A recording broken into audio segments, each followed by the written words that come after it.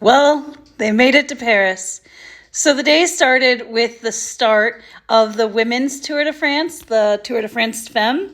There have been other Tours de France female, but this one seems to have a lot more support and publicity behind it, which I think is really important to continue to elevate the profile of women's cycling. And so it'll be very important for everybody to keep their eyes on that for the next couple of days. In today's stage, it was DSM's Lorna Wiebes who took the sprint ahead of Marianne Vos, and that allowed her to pull on the inaugural yellow jersey as well as the green sprinter's jersey. In the men's race, there were 116 kilometers that they had left to tackle, starting in La Défense.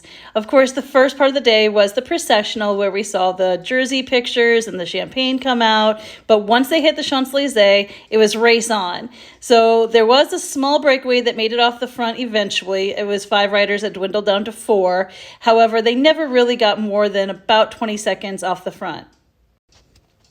The peloton, led by Pogačar, captures that break inside the last lap on the Champs-Élysées, and then the sprinters' teams moved into formation.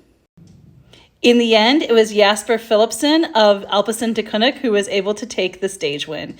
Wout van Aert did not contest the sprint because A, he had already earned more points in the green jersey competition than anybody else in modern history, but also because he wanted to finish with his team. Officially now, that meant that the podium was topped by Jonas Vingegaard, and then Tadej Pogačar finishes in first in the young riders classification and second overall. And then the podium is wrapped up by Welshman Geraint Thomas. The best team is Ineos, and the best climber was Vingegaard. So it's been an amazing race. Definitely a lot of changes to how we're used to this being held, and that's fantastic in my book. Thanks to everybody who watched, and enjoy the Tour de France Femme.